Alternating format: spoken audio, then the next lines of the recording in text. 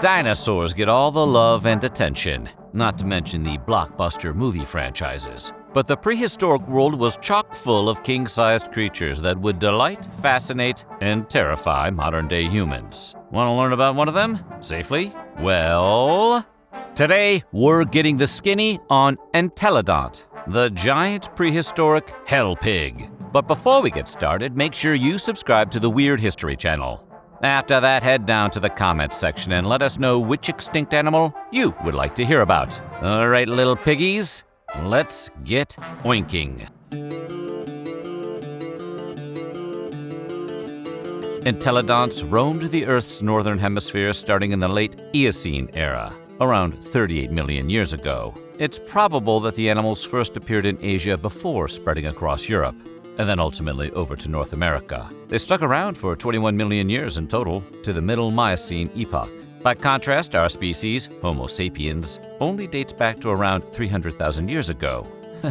We're so young. Superficially, these animals somewhat resembled a kind of prehistoric pig, only much, much larger. The smallest Entelodont species grew to around 330 pounds, but the largest topped out at over 2,000 pounds. The largest known Entelodont skeleton ever uncovered belongs to the North American Daeodon shoshonensis and stands around 7 feet tall at its shoulders. It's too bad humans weren't around yet. That Entelodont could have had a great career as an NBA center. Both pigs and Entelodonts are members of the animal clade known as ungulates, meaning large mammals with hooves. Beyond pigs, this group includes a variety of creatures, from cattle to antelope to sheep to deer to hippos. In fact, despite colorful nicknames like hell pigs, killer pigs, and even Terminator Pigs, the Entelodonts are not direct ancestors to modern pigs. They're more closely related to present-day hippos and aquatic mammals like whales, dolphins, and porpoises, of the order Cetacea. But hell porpoises just doesn't have the same ring to it. And while hell whale is objectively cool, you can't call something a whale if it has legs. That's science law.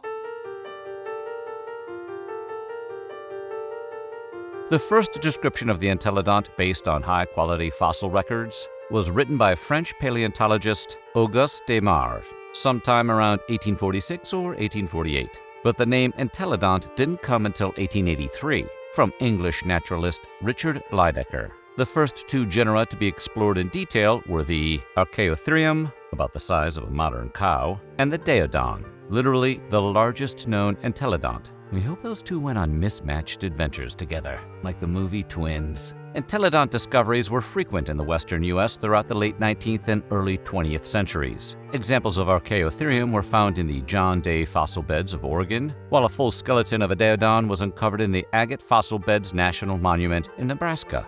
Fossils of other species were discovered with visible Entelodont bite marks, adding to our knowledge about the creature and their hunting and diet patterns. And in the year 1909, Pittsburgh's Carnegie Museum of Natural History put a complete Daeodon skeleton on permanent display.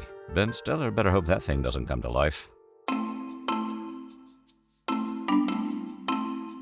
Like pigs, Entelodons had large heads, long snouts, and powerful jaws. In some species, the heads accounted for 35 to 45% of the animal's total body length, and were often covered in protruding bumps or ridges, giving them a fearsome profile. Early researchers were particularly intrigued by these bumps and ridges, and the first imagined depictions of Entelodonts played up their gruesome, even nightmarish, facial features. Today, most experts believe that the animals had regular cheeks, lips, and other soft features that would make them look more like conventional animals, just bigger. Despite all the advantages of their huge, scary-looking heads, this evolutionary development also made the hell pigs kind of top-heavy. The Entelodonts, with the largest heads, members of the genus Daeodon, had a hardy central core of muscles and bone to help support their huge head and keep it aloft. It was basically a mascot costume.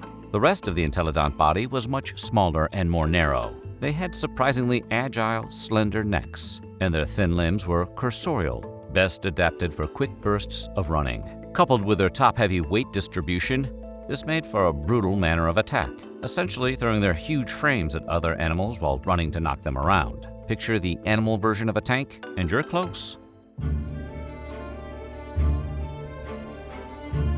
They may have had a fighting edge, but most modern scientists believe that Entelodonts were omnivorous, and it's unlikely they were aggressive or vicious predators. Specifics about the precise eating patterns of entelodonts remain unknown, but scientists think they subsisted primarily on plants, while serving as scavengers when meat sources were available. Their powerful jaws and diverse variety of mammalian teeth would have been able to cut through tougher and harder foods than a number of other species in their environment, and many entelodonts could have potentially even chomped through bone. It's believed that many entelodonts could open their mouths to an angle of up to 150 degrees, similar to modern-day hippos, allowing them to fit their jaws completely around an enemy. Archaeologists once discovered a pile of small camels that had apparently been bitten in half, and based on analysis of the specific marks, they concluded that entelodonts were responsible. In Wyoming, other researchers have uncovered what they've charmingly termed meat caches, areas where entelodonts would apparently stockpile prey,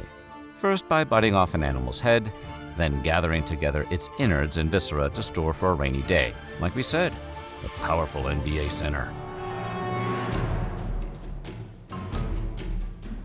Beyond their love of prehistoric pantries, not much is understood about these animals' behavior or social structure. It's assumed they were aggressively territorial with each other, though it's also possible some entelodonts lived in small family units for protection, like when you roll up to 7-Eleven 3 friends deep because it's after midnight. The animals didn't have tusks, but they would use sharp ridges and bumps on the sides of their faces both aggressively and defensively. Their wide mouths and powerful bites were almost certainly their most useful weapon in direct conflicts. Any attack would have relied almost entirely on brute strength and short-term speed, rushing up to an enemy, knocking it over, and biting down as a finishing move.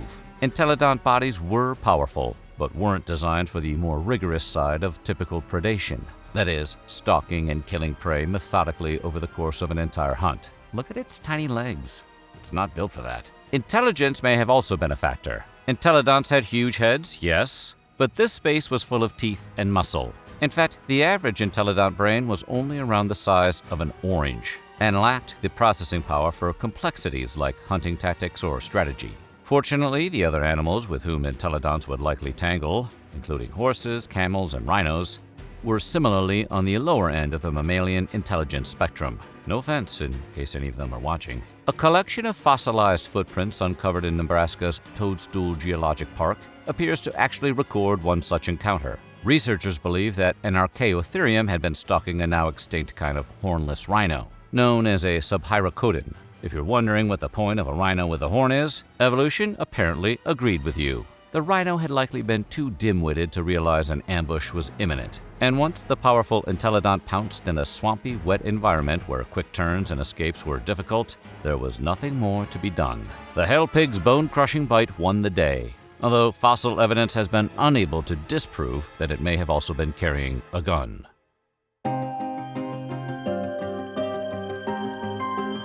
Like so many other animals, entelodonts were likely victims of climate change, at least in part. Around 23 million years ago, as the Oligocene era gave way to the Miocene, North America became drier and cooler, with forests shrinking and grasslands spreading. Large herbivores known as ruminants started to appear, including ancestors of today's cows, sheep, goats, and horses. These animals, with their smaller size and grass-fed diet, were almost certainly better adapted for life in Earth's new biomes, giving them a strong competitive advantage over the top-heavy hell pigs. It's likely that some entelodont species also faced new competition from hyena-like mammals, who also had large heads with a set of specialized teeth, ideal for stripping flesh from bone. While this was enough to spell the end for many of the entelodont families and species, including the Archaeotherium, some of the animals managed to survive these changes, even flourishing. This included the massive Daeodon, which remained capable of overwhelming competitors due to its huge size. But the Daeodon's doom came with a variety of bear-dog-type species, many from across the Bering Land Bridge between North America and Russia. These animals were not as large as the Daeodon and lacked some of its charging power, but they had a number of other advantages. They were more intelligent, capable of hunting in groups, and utilized the element of surprise. They were also more wiry and fast than the Daeodon, and could potentially escape predators even when cornered. As the environment continued to change, favoring smaller and more intelligent species, all entelodonts disappeared at some point between 16 and 19 million years ago. Though they're not featured in any Jurassic Park movies, and lack the PR value of iconic ancient creatures like the T-Rex or woolly mammoth, Entelodonts have started to make some inroads in popular culture. They were featured in the popular early 2000s BBC docuseries Walking with Beasts, and with the focus of an episode of National Geographic's Prehistoric Predators. And hey, they're not done making Jurassic Parks yet, so a pig can dream. So what do you think? What would you do if you encountered a hell pig in an alley? Let us know in the comments below, and while you're at it, check out some of these other videos from our weird history.